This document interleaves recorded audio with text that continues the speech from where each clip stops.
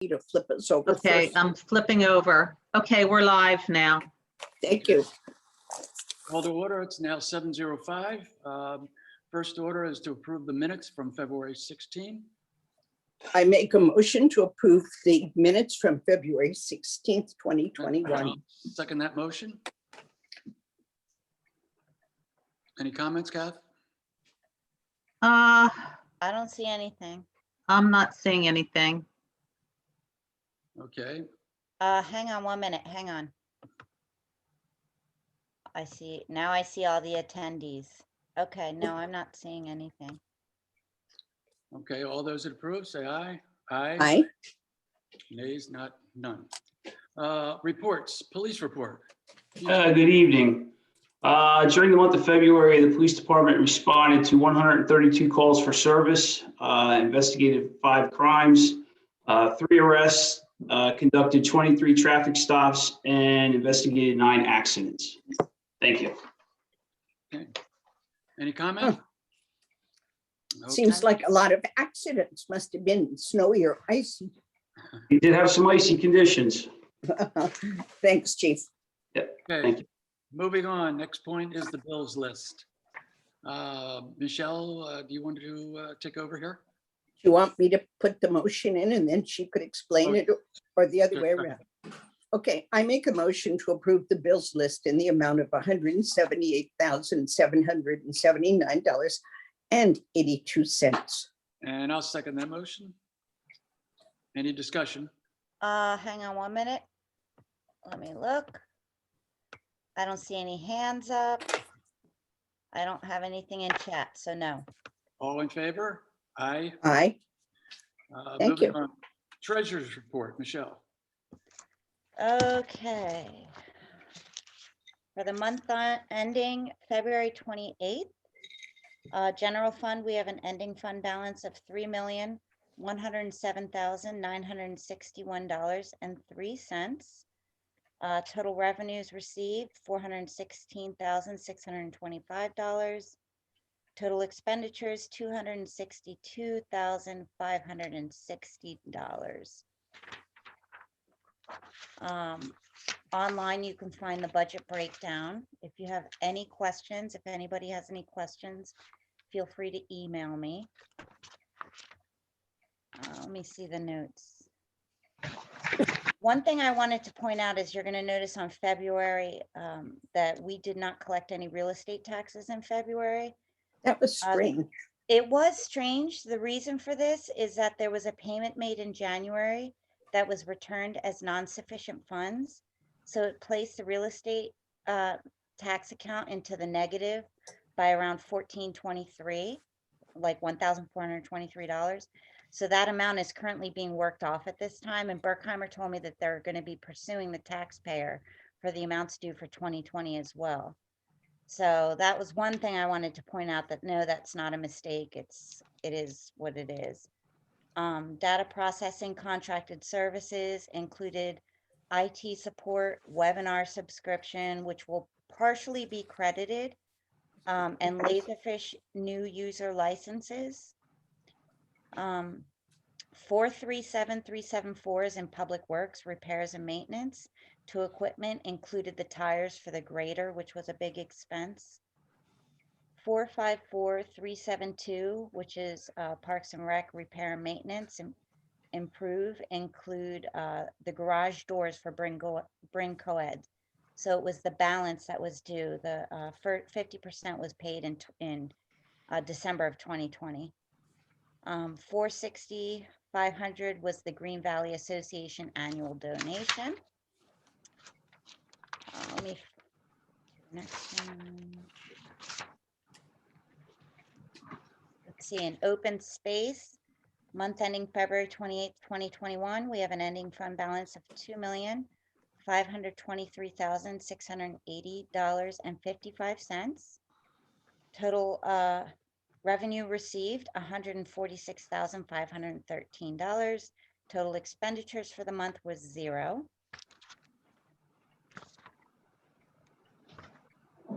Capital project reserve, month ending February 28th, 2021. Ending fund balance of $678,000. $442.93. We had, the only activity we had was interest earned in February, $130. On Capitol Road for month ending February 28th, we have an ending fund balance of $4,704,990.63. Let's see, the interest earned in February was $224. Expenditures, Capitol Road engineering included the $3,611.60 January payment made to LTL for engineering services on Buttonwood Bridge that was moved from the prior month into this account. It also included $9,145 payment to McMahon Associates for services on Buttonwood Bridge and $3,177.48 paid to LTL for engineering services on Birch Run, Houndstooth, Kimberton, and Schoolhouse Roads. For capital equipment, month ending February 28th, 2021, we have an ending fund balance of $122,357.13. Expenditures this month were just new checks that we got for this fund, since it now has its own separate account, and vehicle graphics for the new 2021 police vehicle. In liquid fuels, month ending February 28th, 2021, we have an ending fund balance of $21,219.06.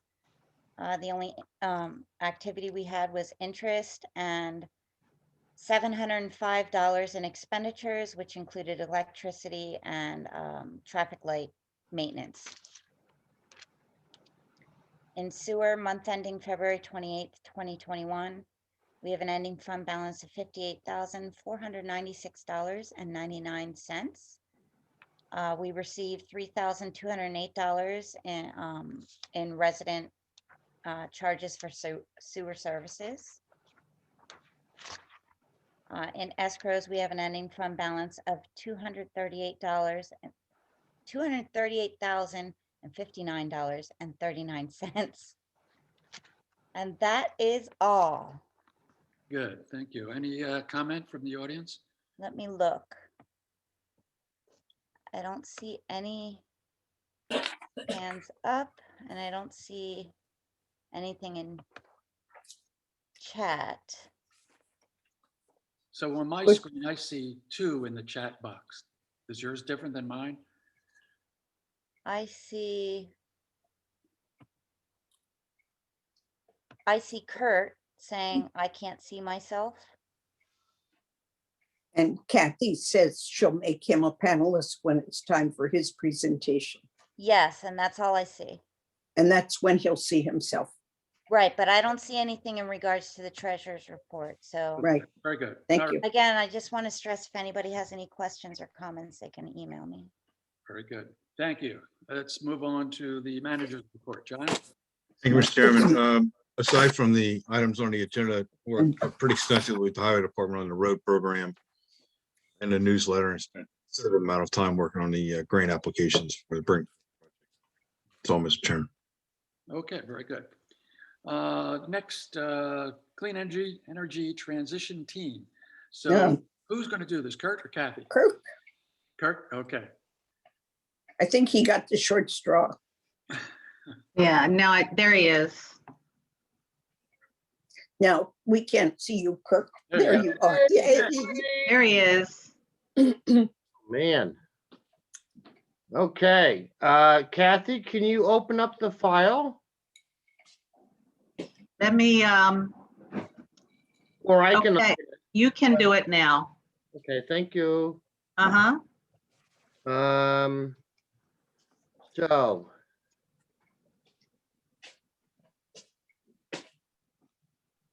This is an update of the West Vincent Clean Energy Transition Team, basically for the last year.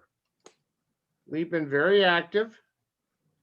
We went from 4 people to now 6 of our residents. Very exciting on that front. And we'll go through that. We've had, so let me just kind of go through this. So the township resolution was passed about a year and a month ago to support 100% renewable energy future for the following goals. Okay, 100% clean and renewable energy for electricity, community-wide. So this is clean and renewable energy sourced. So it could be solar, it could be wind. It doesn't necessarily need to be in Pennsylvania, which doesn't have a lot at this point and has some, but that will grow. And then by 2050, our aspirational goal would be to have 100% clean and renewable energy for heat and transportation. With a lot of the discussion recently about a lot of car makers going electric by 2030, 2035. I think we're going to hit the transportation part by basically it's going to be more available, and internal combustion engines are going to be less available. And the cost will probably be similar. But heat's a challenge. So we're going to have to figure out how to do that through the community. Our team was formed to create and implement an energy transition plan. So how do we do this as a community? It's a challenge. I mean, it's not an easy thing to do. So we have, right now we have Kathy McDevitt, Vicky Lawback from EAC, myself, Dave Weber, and Sean Murphy from Sustainability Committee, and Ann Dyer from the Zoning Hearing Board. Each of these people are great in what they do. Sean is doing some great stuff with ordinances and HOAs. Ann Dyer is a staple of this township for several decades. She's going to help with some events. Vicky is going to be great with you know, some of the other things related to community outreach. So in terms of support, we have Sarah, John, and Ted Otney. So what have we done in the last 6 months? We've, well, we really got ourselves educated, and that was the whole point. So we participated in the Southeast Pennsylvania Clean Energy Planning Series. We have our 22nd meeting tomorrow, and these are an hour and a half long. And every member of our team goes to those. So we're learning a tremendous amount in terms of procurement, in terms of generation, in terms of energy efficiency. So we're learning a tremendous amount about how we do this as a community. We created a 2-page profile for the township's operations. I know that Sarah and John got that. I hope that's okay. We have a detailed report of our energy usage. We participated in discussions on public safety, and how do we expand that on a public safety expansion to the existing building, because I know that we're looking at, you know, how can we expand the facility to make a better place for the police and things like that, and how do we make that a net zero facility? But we've been very engaged there. We applied for a state grant to install electric vehicle chargers. Hopefully that's going through. We're working on an inventory of police and road crew vehicles. Have to say, I'm excited. We worked with Mike Hoga. We got all the road crew vehicles inventoried, and I hope to get the same thing from the police force.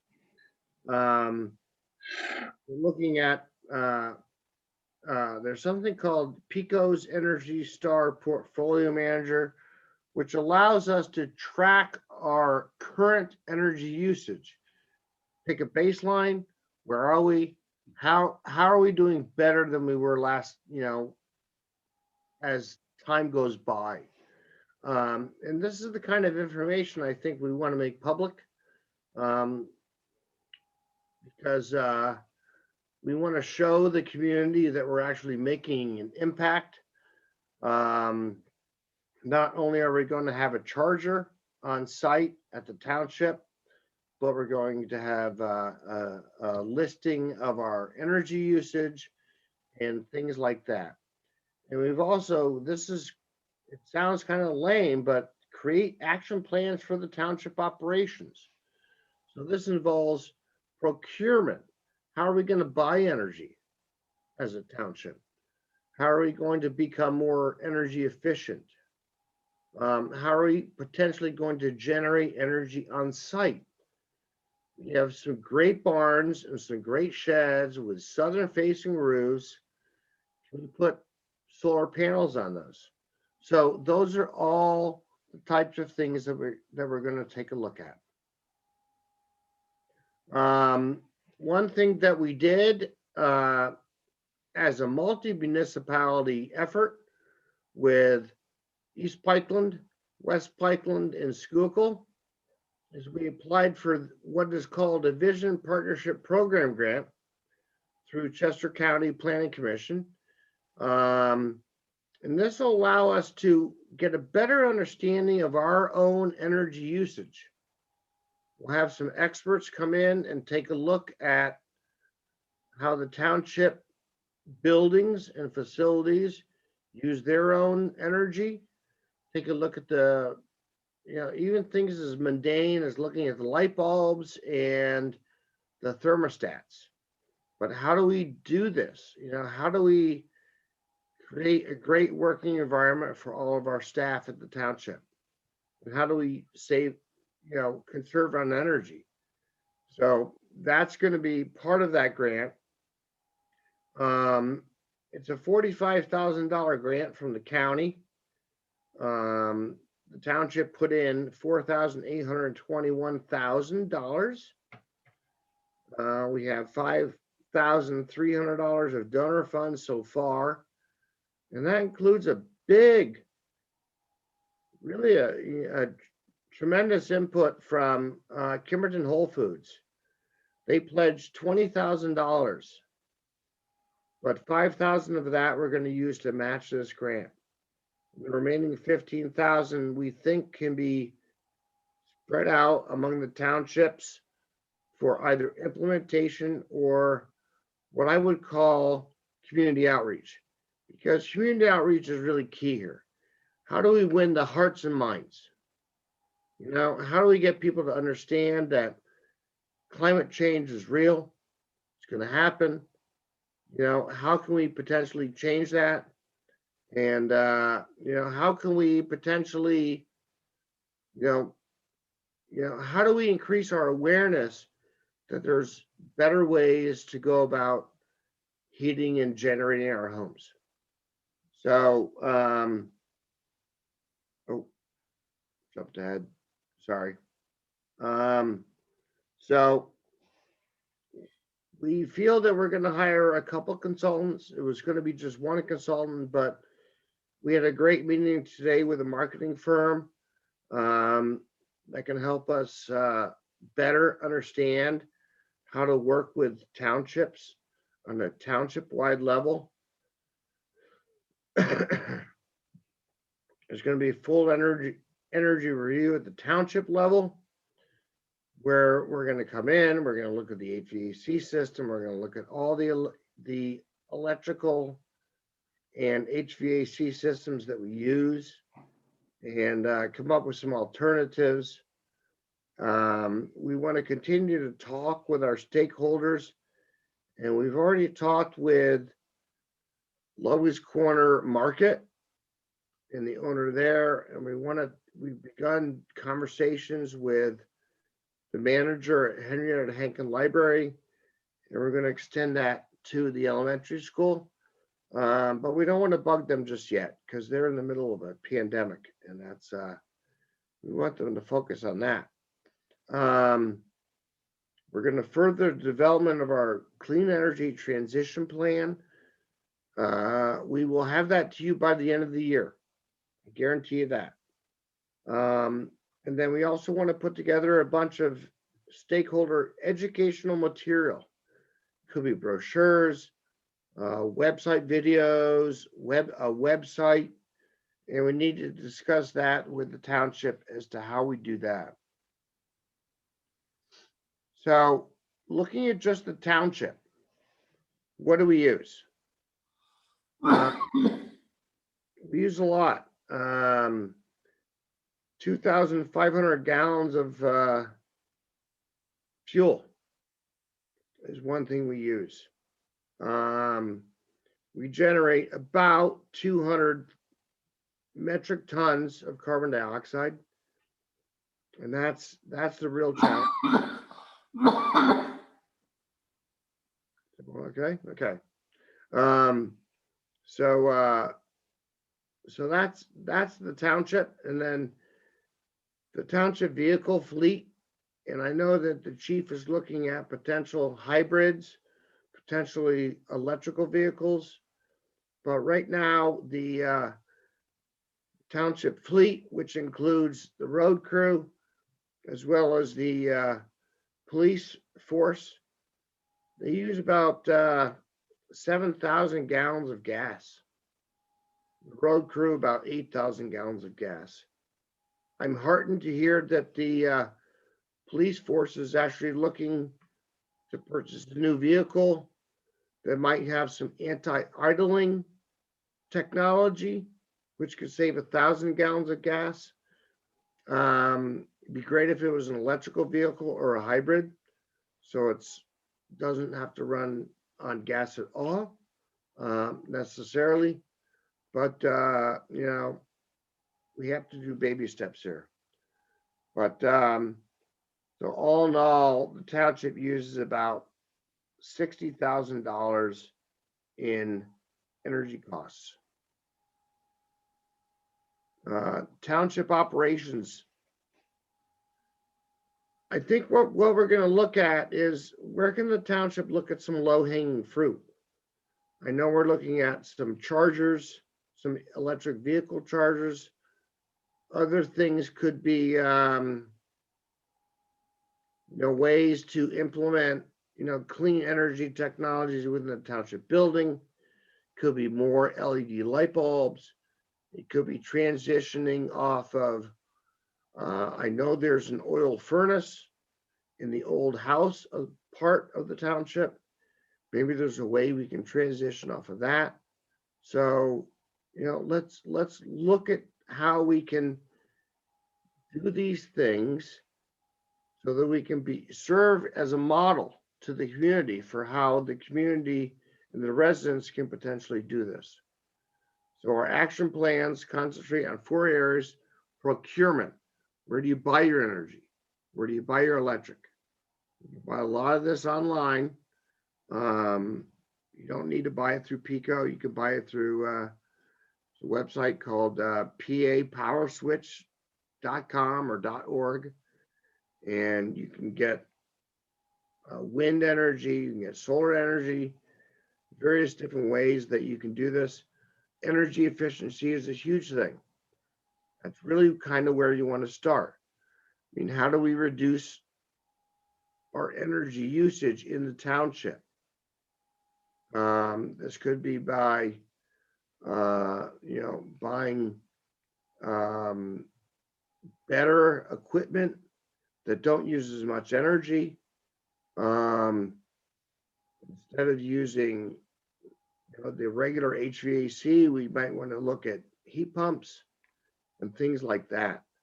Because if you can decrease that, and you typically can by about 30%, 20 to 30%, then when it gets to renewable energy production, you don't need to make as much energy.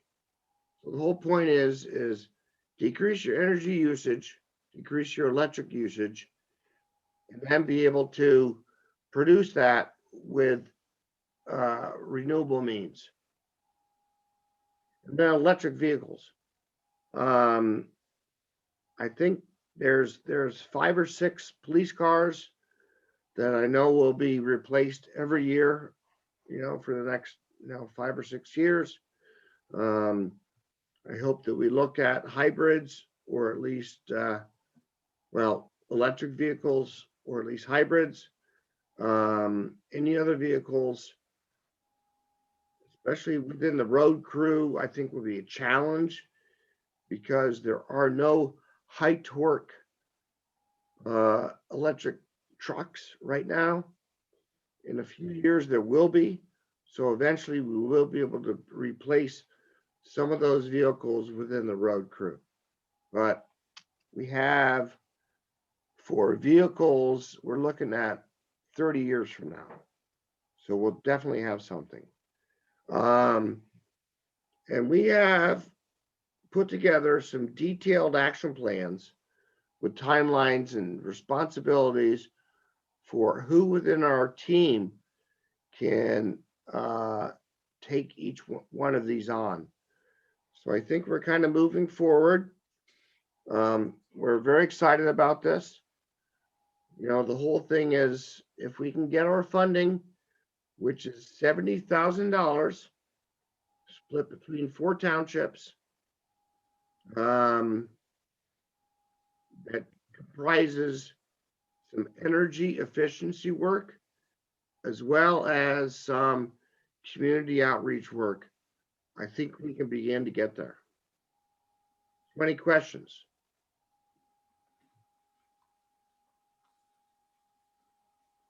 Kathy, any questions, you said? I don't see any. Okay, Kathy McDevitt, is there anything that you want to add?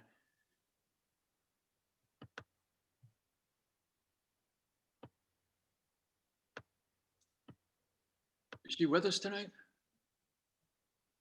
I don't see her. Okay. Okay, if there's no questions, then let's move on to the Buttonwood Bridge presentation. Hey, yeah, thank you, Kirk. That was a good presentation. Yeah. Thank you. Thank you, Sarah and Bernie. Okay. Buttonwood Bridge, do we have a representative from McMahon who is going to, or is this on you, John? Is Chris on? Kathy? No. Oh, Jesus. All right, well, I did around a, John, I see some phone numbers that I don't know who they are.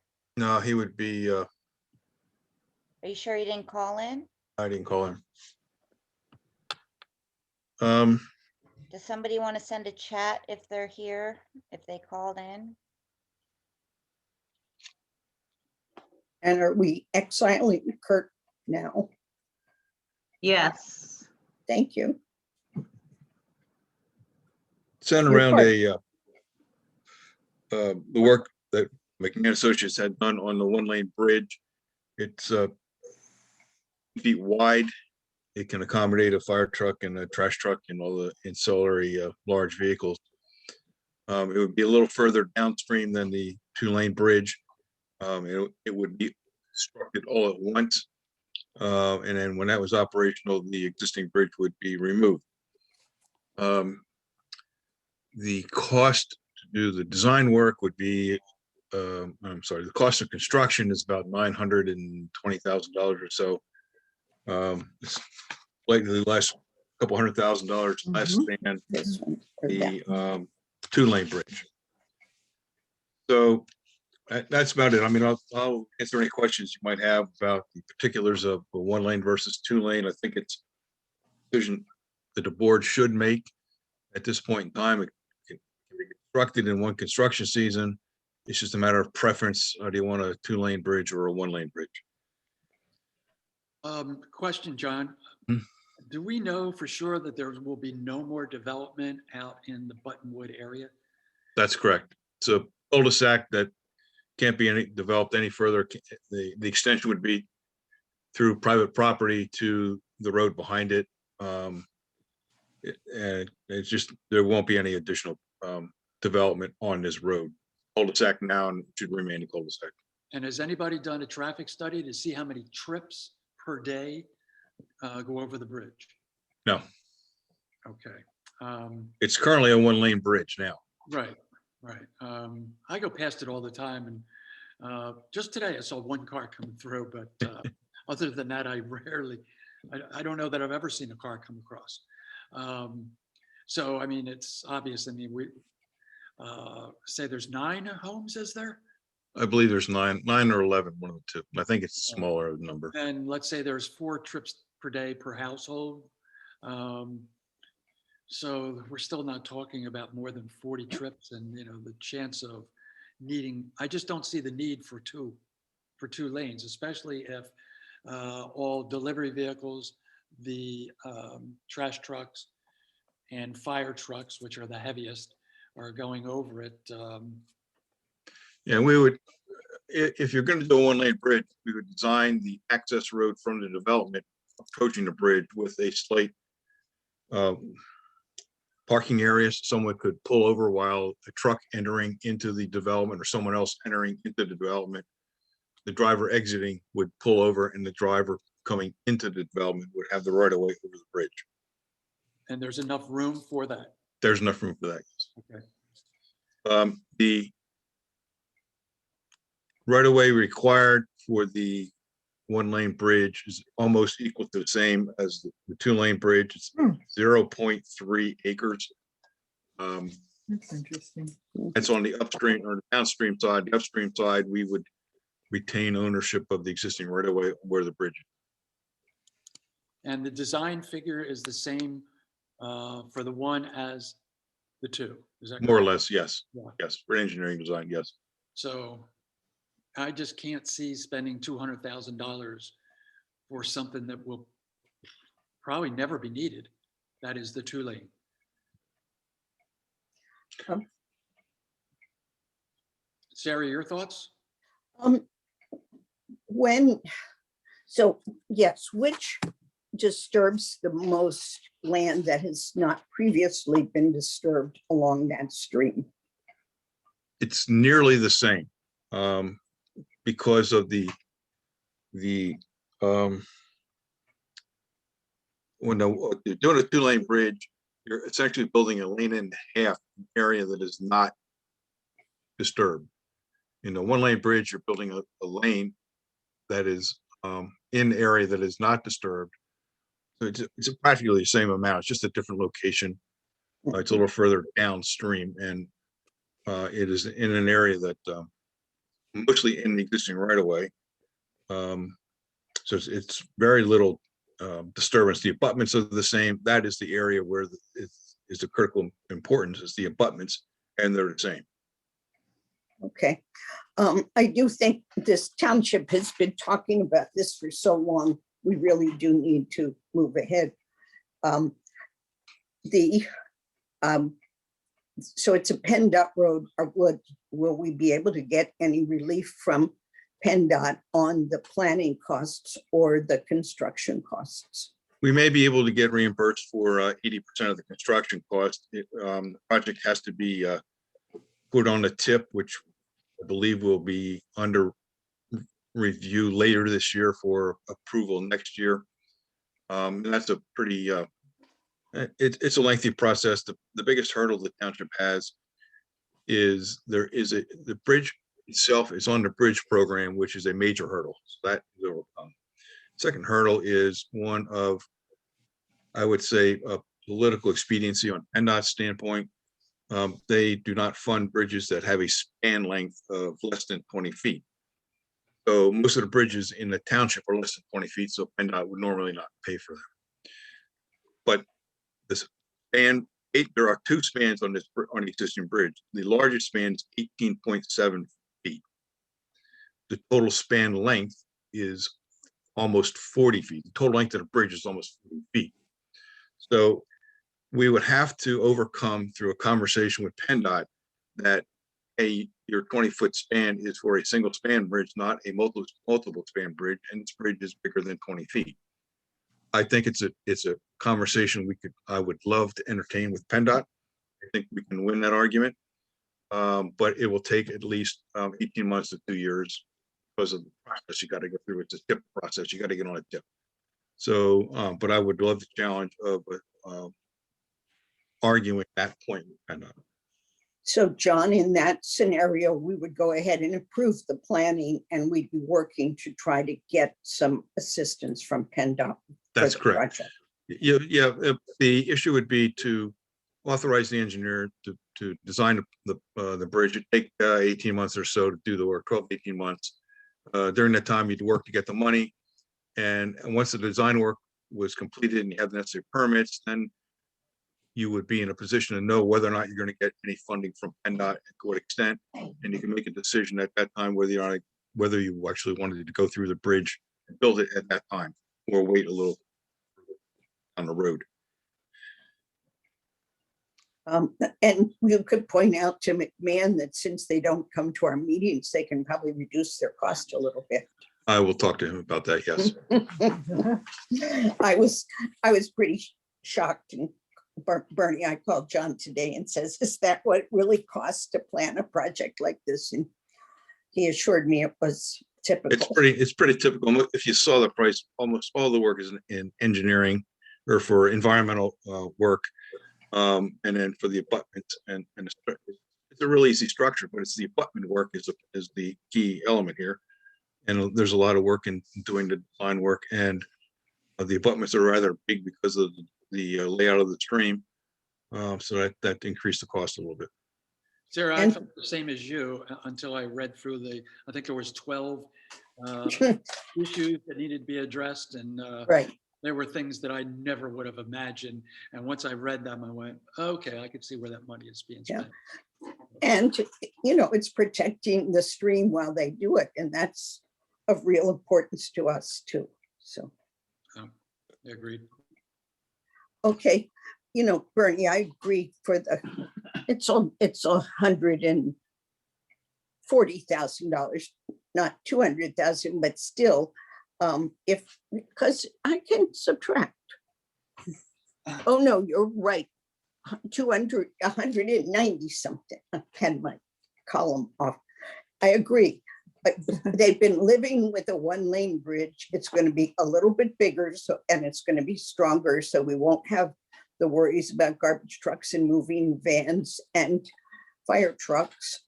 So we will solve the problem that has been vexing the residents for quite a while, is being able to get like most any equipment across that bridge, and saving $200,000 seems like a good plan.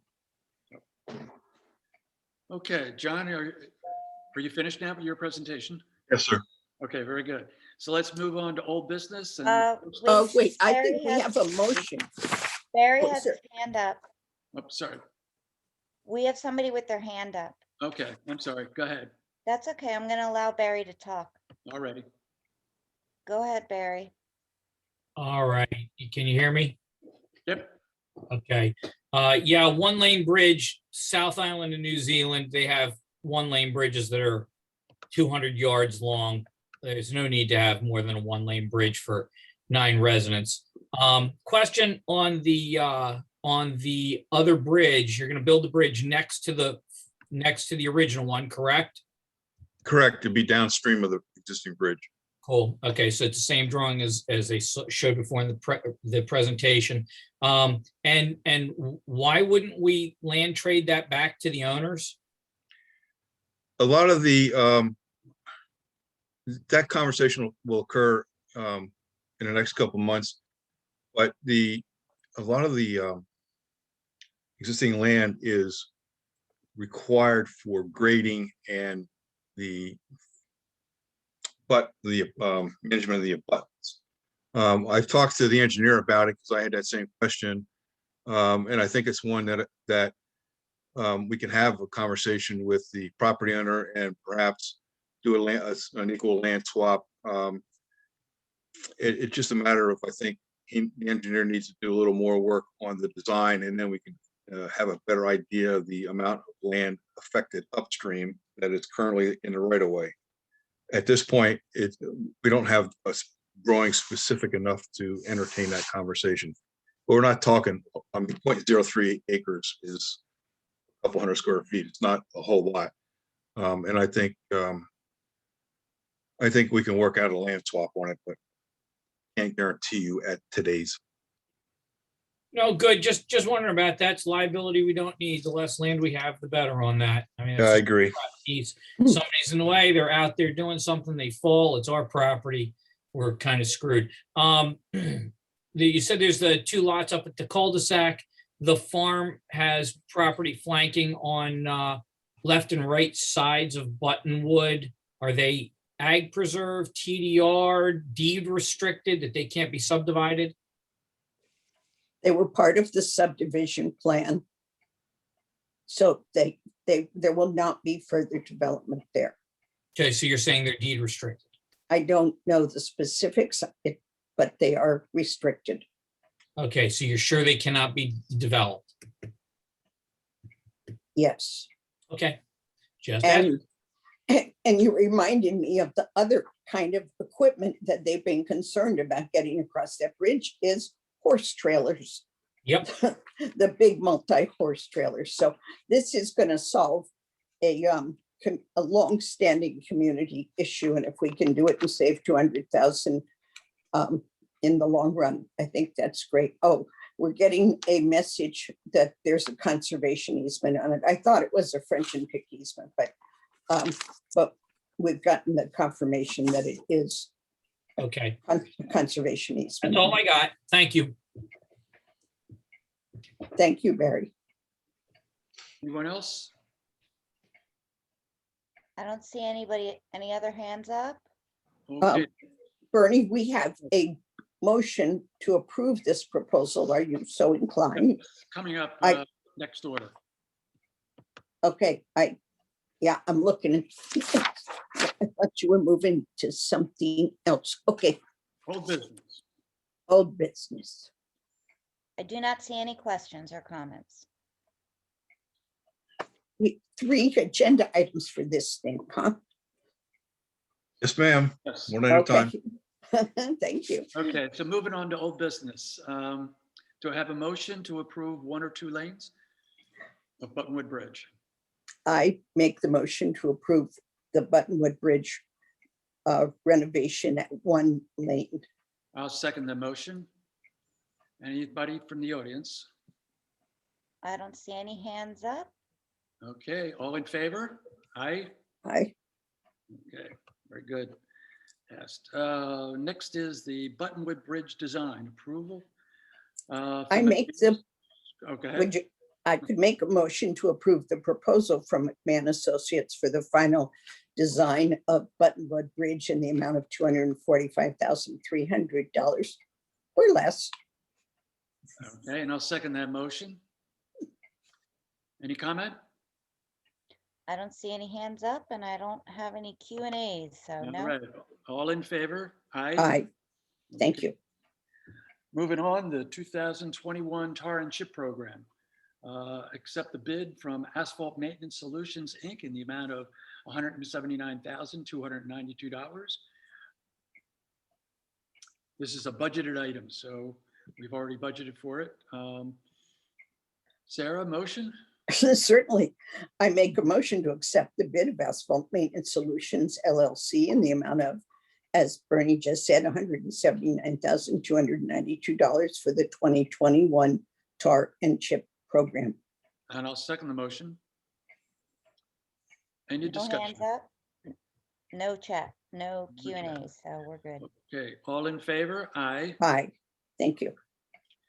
On to new business. Set a date for the conditional use hearing for the 1871 Kimberton Road. Dates available for the supervisors are 4/19/21 and 5/17/21. John, do you have a recommendation on that?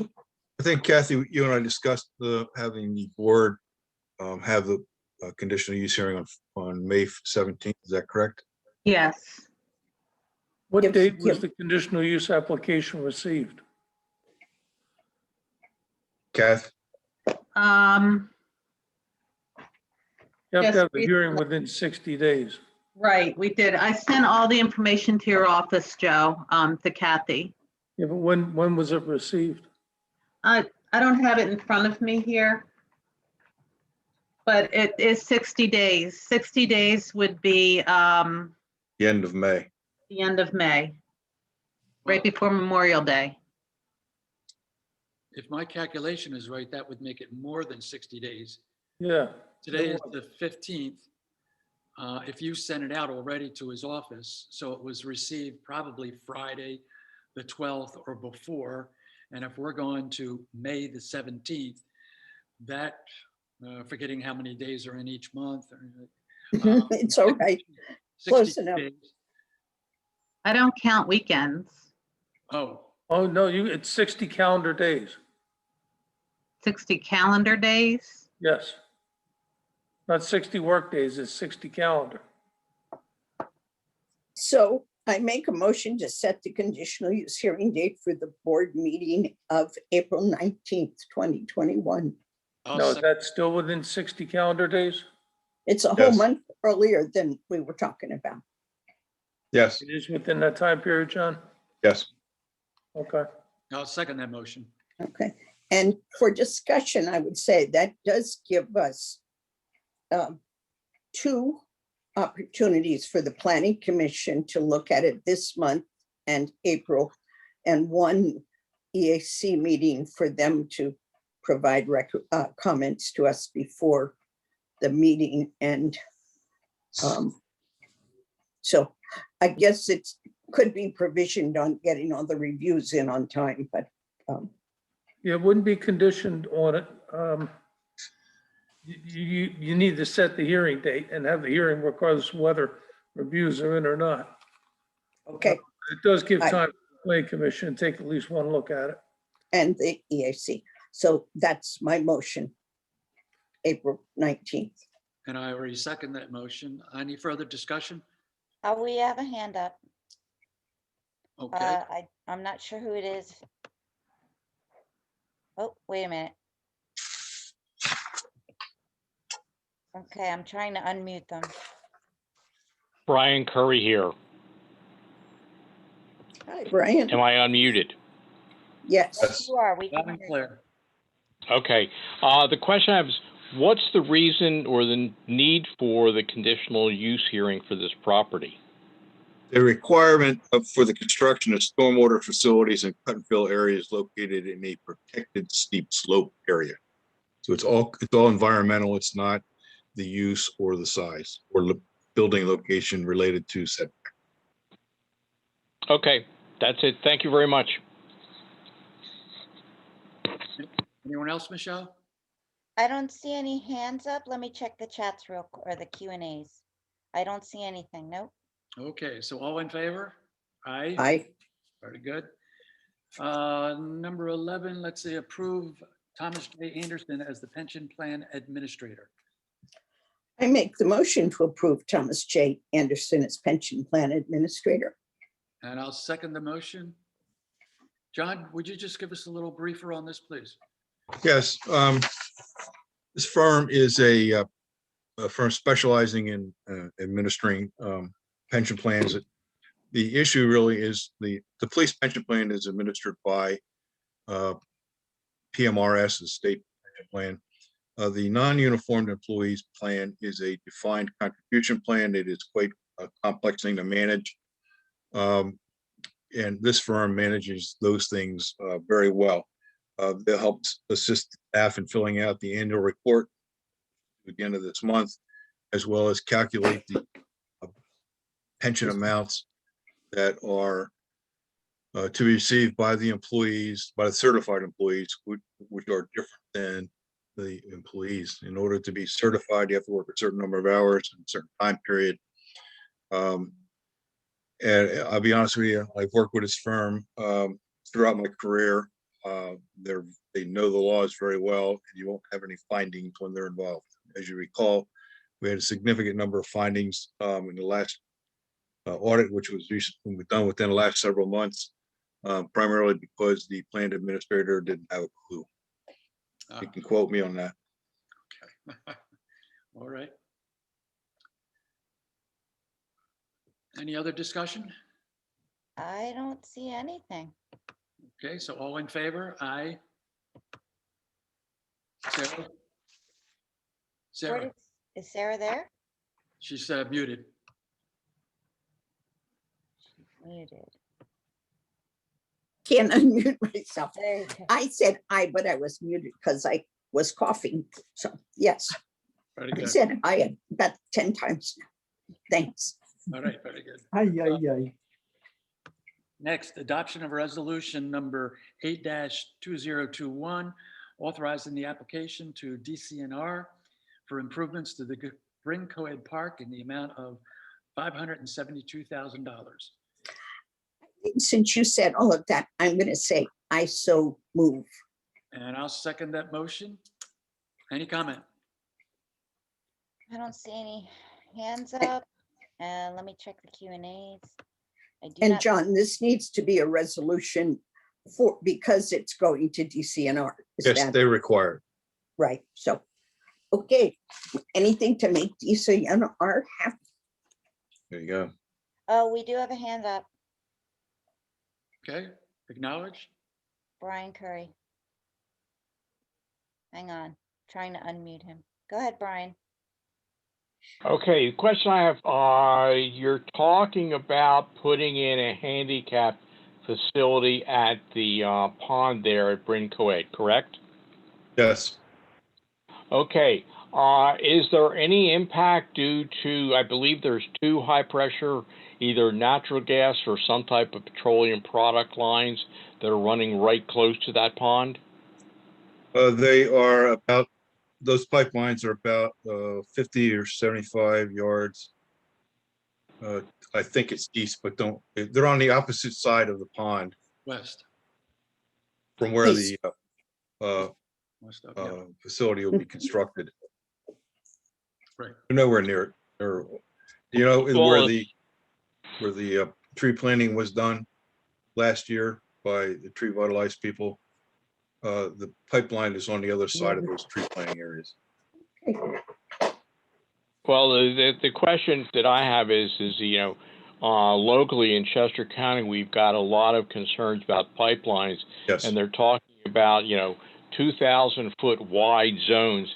And here we're putting something where we could have people that are disabled, that have limited mobility, et cetera. If something goes wrong, it could get really messy. Well, the entire park is handicapped accessible. And, part of the trail is closer, part of the handicapped accessible trail is closer to that area than fishing pier would be. And Brian, we've got pipelines all over here and 2 of them run through the Andrew Evans Park. Most of the trouble that pipelines are having in West Vincent or in Chester County now is the construction problems where it's going so close to homes. Our homes in large part were built before the pipe, well, half and half before or after the pipeline, but they're well established in any case. So it's no greater risk than we have at the Evans Park or in the backyards of a whole lot of our neighbors.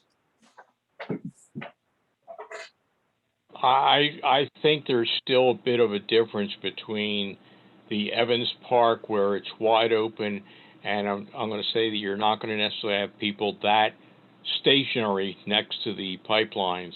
And in this case, you're going to have it. But hey, you're making the decisions. That's it. Thank you much. Thank you, Brian. Anyone else? Anybody else? Okay, hearing none, all in favor? Aye. Aye. Next, authorize the advertisement of an ordinance adopting the codification of the township ordinances. I make the motion to authorize advertising an ordinance adopting the codification of township ordinances. Yes, it is a circular thing. I'll second that motion. My sister was laughing at us. No, it was a sympathetic laugh. No comments on anything. No hands raised. All right, all in favor? Aye. Aye. Okay.